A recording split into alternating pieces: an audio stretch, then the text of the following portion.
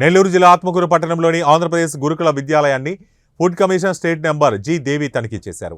రాష్ట్ర ప్రభుత్వం ఎంతో ప్రతిష్టాత్మకంగా చేపట్టిన భోజనాన్ని విద్యార్థినులకు సక్రమంగా అందించి విద్యార్థులు పౌష్టికంగా ఎదిగేందుకు దోహదపడాల్సిన మెనూ ఇష్టారీతిగా వంట చేయటాన్ని విద్యార్థినులచే పనులు చేయించడానికి ఆమె తప్పుపట్టారు.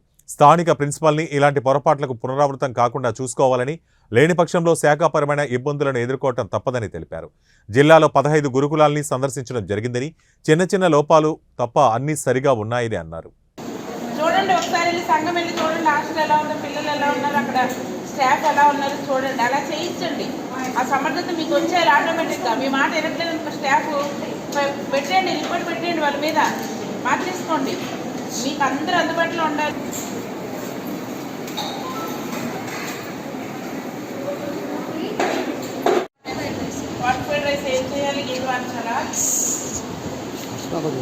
ఆ వంట అనేది సక్రమంగా వండాలి, మంచి నీళ్ళు వాడాలి, పిల్లలకి కడుపు నిండా పెట్టాలి, క్వాంటిటీ మెయింటైన్ చేయాలి, రెండోసారి అడిగితే పెట్టాలి, రుచికరంగా ఉండాలి, మెనూని డీవియేట్ అవ్వకుండా సక్రమంగా పాటించాలనేది మా పని. మేము దాని మీదే మాట్లాడాము.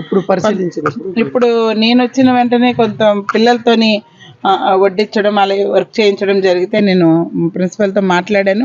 రెండోసారి రిపీట్ చేయొద్దని చెప్పాను. అట్లనే ఆకుకూర పప్పు వండాల్సి ఉంటే మరి సొరకాయ పప్పు వండారు. ఏ కారణం ఏదన్నా అవనివ్వండి, మెనూని అయితే డివియేట్ చేయడానికి ఎవరికి అధికారం లేదు. ఖచ్చితంగా మెనూ ప్రకారమే ఉండాలి. సప్లయర్ విషయంలో కూడా అతని నిర్లక్ష్యం వల్ల పిల్లలకి ఎక్సలేవు కొన్ని రోజులు అని చెప్పారు ప్రిన్సిపల్ గారు. మరి డీసీఓ గారి దృష్టిలో కూడా పెట్టడం జరిగింది.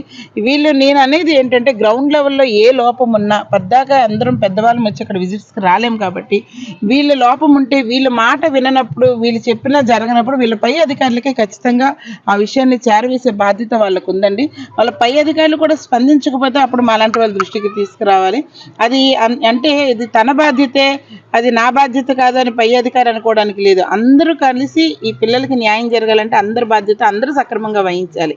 అది నా కోరిక. ఇందాక సంఘం మరి హాస్టల్కి వెళ్ళాము, అది కూడా సోషల్ వెల్ఫేర్ చాలా బాగుంది. అక్కడ కూడా భోజనమైన, పిల్లల డిసిప్లిన్ అయినా అంతా బాగుంది.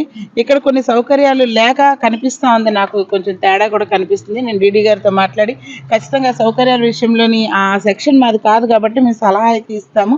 భోజనం విషయంలో మళ్ళీ ఇంకోసారి పిల్లలతో పని చేయించకుండా భోజనాన్ని మెనూ ప్రకారం వండేలాగా, కడుపు నిండా వాళ్ళకి పెట్టేలాగా ఆదేశాలు ఇవ్వడం జరిగింది.